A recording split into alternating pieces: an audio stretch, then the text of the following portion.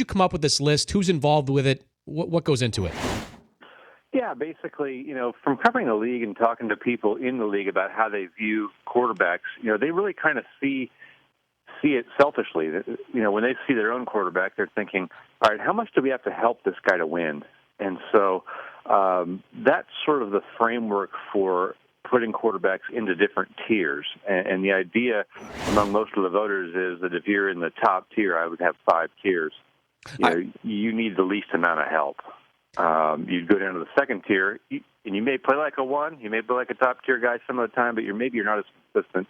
You need a little more help. And it kind of goes all the way down, where the third tier would be, good starters, but you'd think typically like an Andy Dalton or an Alex Smith.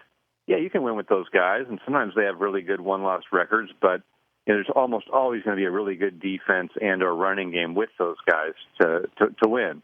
And so if you were a coach that I were, pulling here, I would say, hey, here's what we're going to do. I've got a list of all the projected starters in the league in alphabetical order.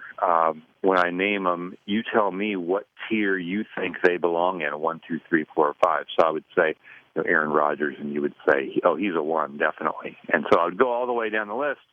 And then once we're done, you can take the average tier grade for every guy, and you can get an order. And then, basically you're in whatever tier you get the most votes in. So like Aaron Rodgers and Tom Brady, I talked to 35 guys in the league, and everyone gave those 2 guys a 1. So they're just a 1.0 average. All the way down to Geno Smith, who came in the end. He had no 1. One lone guy gave him a 2. 2 gave him a 3. There were 18 4s and 14 5s. So he was he was the bottom of the 4th tier. So somebody gave Geno Smith a 2?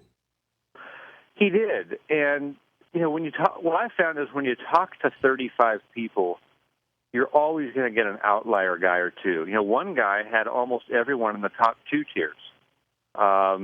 Then there'll be other graders who are much harsher. But when you finish with 35 guys, if you remove any one voter, it doesn't really change the average as much because you've talked to so many people. Give me the most polarizing player on this list. Who generated the most controversy? See, I think it's Russell Wilson. I wrote a column on that today that's going to post today because there's 11 of the 35 who make him a 1. And then there's 23 who made him a 2, and one guy made him a 3. Last year there were 8 threes on him.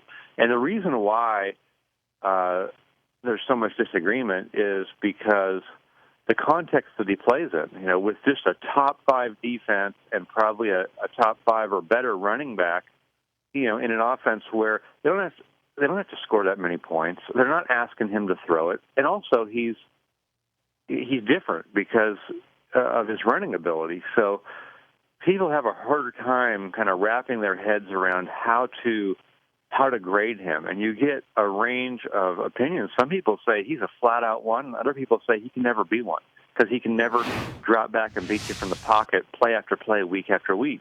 We don't know if he can do that. They haven't asked him, but there's some people who don't think he'd be able to, and they think to be a true 1, that's what you need to be able to do because the day may come along. Like Ben Roethlisberger right now is a classic example of somebody early in his career, had a great defense, they ran the ball, they didn't throw it that much. And he was a good quarterback, he was a champion, but he ascended into the top tier this year because people can see for sure, they don't have the defense. I mean, he had attempted 608 passes. The people, won 11 games. The people that are criticizing Russell Wilson, are they saying that he's not a top-tier quarterback or he can't do those things yet, or are they saying he's never going to be able to do those things? Some say they don't think he'll ever be able to do that as a passer because of his limitations of height and vision of the field. Interesting. Yeah, and it's so fun to do this because in a couple settings this off season, I was actually with more than one voter at a time, and they're going back and forth like you and I are. They rag on each other and try to convince each other of their own point of view, and it's just fun. Talking to Mike Sando, ESPN NFL writer, joining us here, Dan Patrick Show. Peyton Manning, I saw, still a 1 on your list. How close was that? Yeah, it was close.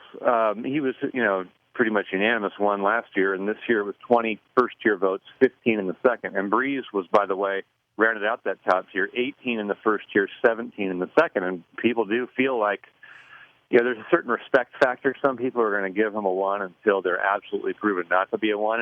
And one guy was like, hey, I know Peyton slowed down last year, but look at his stats. I mean, if that's not a 1, then what is? So I guess we'll find out this season if, number one, Peyton's still a 1, and number 2, is he a 1 all season? Because I think the last last half of last year, it'd be hard to say he was a 1 based on how they were running their offense and how he was throwing the ball.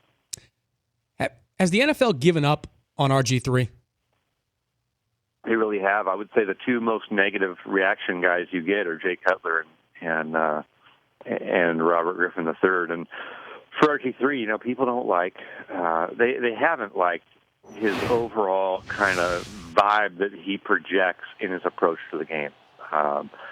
They think there's not an appropriate sense of humility to really grind your way back up to the top after what he's been through. And then they also think because he's been hurt and now they're trying to put him in a totally different type of offense than he's been in the past, that the deck is stacked against him, that he will have a hard time doing that because his training at Baylor did not prepare him in any way for the way offense is traditionally played in the NFL. And now that he's going to try to play that style, they don't have a lot of hope for him. There was one guy who put him in the second tier. That was his highest vote, and that guy said, "Hey, it's tough.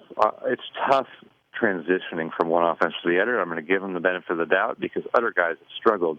Said even the great Brett Favre, when he went to the Jets, did not look like a 1 at all. But when he was in Minnesota and got in a familiar system, he really took off and played well, at a top-tier level. If you put RG3 on the Seattle Seahawks, how close would he come to being able to duplicate the success Russell Wilson's had? That is just an awesome question. I wish I would have asked 10 of our guys that question. I think it would be difficult for him because you look at Russell last season, he rushed for 849 yards. I mean, that was a huge component of his value. And I think one of the reasons people, question him at all is because if you just take the passing stats and filter out that rushing, it wasn't as good. And so, I think Griffin would have a much better chance of success, and I think the Seahawks would still be a competitive team. I mean, I would think they would at least be in the 500 range. Remember, when they had Tavares Jackson as their starter in 2011, the year before Russell Wilson came into the league, they did have a top 10 defense, and they did have Marshawn Lynch, and they were 7-9. So you have to at least give Russell credit that they're a championship team with him. I think he's made them that high. Would Griffin, the way he's playing, make him that good? I say not at all. I think they'd be more like they were when Tavares Jackson was playing. Good to visit with you, Mike. Great job on the rankings, and appreciate the time. Thank you. It's Mike Sando, ESPN NFL writer, joining us here, Dan Patrick Show.